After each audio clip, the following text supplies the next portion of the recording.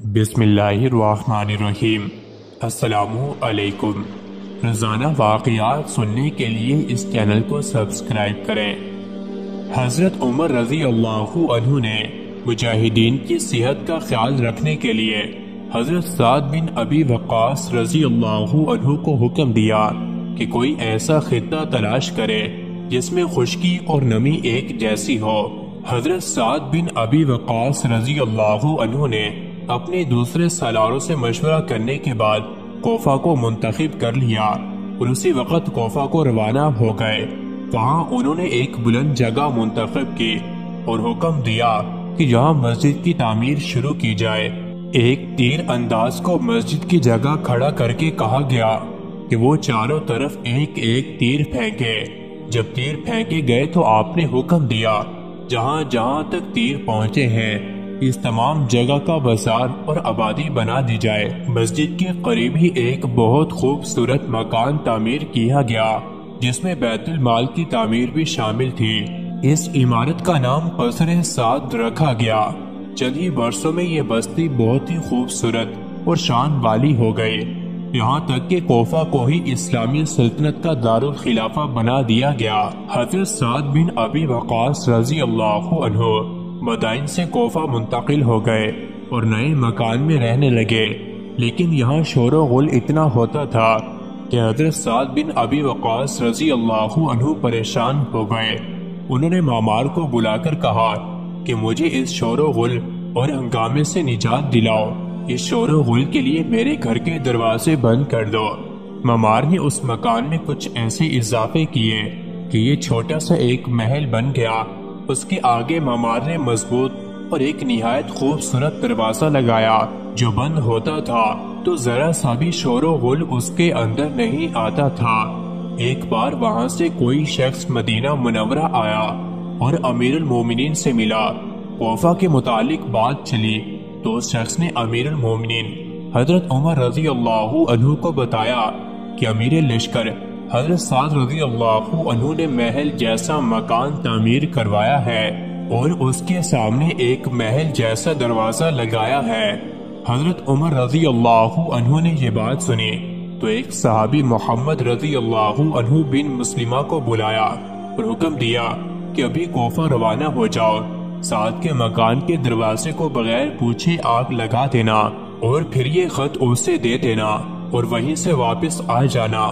محمد رضی اللہ عنہ بن مسلمہ اسی وقت روانہ ہو گئے۔ لمبی مسافت کے بعد کوفہ پہنچے۔ حضرت سعد بن ابی وقاص رضی اللہ عنہ کو اطلاع ملی تو انہوں نے انہیں بلایا۔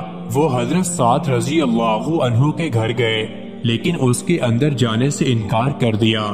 حضرت سعد رضی اللہ عنہ باہر آئے، انہوں نے کہا کہ وہ پہلے اندر چل کر کھانا کھائیں۔ حضرت محمد بن مسلمہ نے انکار کر دیا اور دروازے پر تیل پھینک کر آگ لگا دی۔ حضرت سعد بن ابی وقاص رضی اللہ عنہ اس خیال سے چپ رہے کہ یہ کوئی حکم ہے جس کی تعمیل ہو رہی ہے۔ حضرت محمد رضی اللہ عنہ بن مسلمہ نے حضرت عمر رضی اللہ عنہ کا خط حضرت سعد رضی اللہ عنہ کو دیا۔ انہوں نے خط پڑھا۔ حضرت عمر رضی اللہ عنہ نے لکھا تھا، مجھے اطلاع ملی ہے کہ تم نے اپنے لیے محل تعمیر کروایا ہے اور اسے ایک خوبصورت قلعے کی شکل دے دی ہے اور تم نے اس کا نام قصر سعد رکھا ہے۔ میں سمجھ سکتا ہوں کہ تمہارے دروازے پر ان لوگوں کے لیے رکاوٹ پیدا ہوگی جو تم تک پہنچنا چاہتے ہیں۔ یہ تمہارا محل نہیں، یہ تمہارا اور امت کی ہلاکت کا محل ہے۔ اس میں تم نے بیت المال تعمیر کروا کر اسے اپنے محل کا ایک حصہ بنا ڈالا ہے۔ بیت المال پر باقاعدہ پہرا کھڑا کیا جاتا ہے، اس پہرے کی وجہ سے تمہارے محل میں بھی کوئی داخل نہیں ہو سکتا۔ بیت المال کو فوراً وہاں سے ہٹا دو تاکہ جو کوئی تم تک پہنچنا چاہے اس کے لیے پہرے کی وجہ سے روک ٹوک نہ ہو۔ اپنے اور لوگوں کے درمیان کوئی رکاوٹ نہ رکھو۔ دروازہ جل رہا تھا۔ حضرت سعد بن ابی وقاص رضی اللہ عنہ نے حضرت عمر رضی اللہ عنہ کا حکم نامہ پڑھ کر محمد رضی اللہ عنہ بن مسلمہ کو بتایا کہ انہوں نے یہ دروازہ کیوں لگایا تھا۔ انہوں نے کہا کہ میں اس ملک کا امیر ہوں اور امیر لشکر بھی ہوں مجھے اطمینان اور سکون چاہیے تاکہ میں صحیح فیصلے کر سکوں اور لوگوں کی بھلائی کے لیے سوچ سکوں۔ محمد رضی اللہ عنہ بن مسلمہ مدینہ واپس آئے اور حضرت عمر رضی اللہ عنہ کو بتایا کہ وہ حکم کی تعمیر کر آئے ہیں۔ اس کے ساتھ ہی انہوں نے حضرت عمر رضی اللہ عنہ کو بتایا کہ حضرت سعد بن ابی وقاص رضی اللہ عنہ نے کیا عذر پیش کیا ہے اور اس قسم کا دروازہ لگانے کی وجہ کیا تھی۔ حضرت عمر رضی اللہ عنہ کی عظمت ملاحظہ ہو، انہوں نے یہ نہیں کہا کہ انہوں نے جو حکم دیا تھا وہ بالکل صحیح تھا۔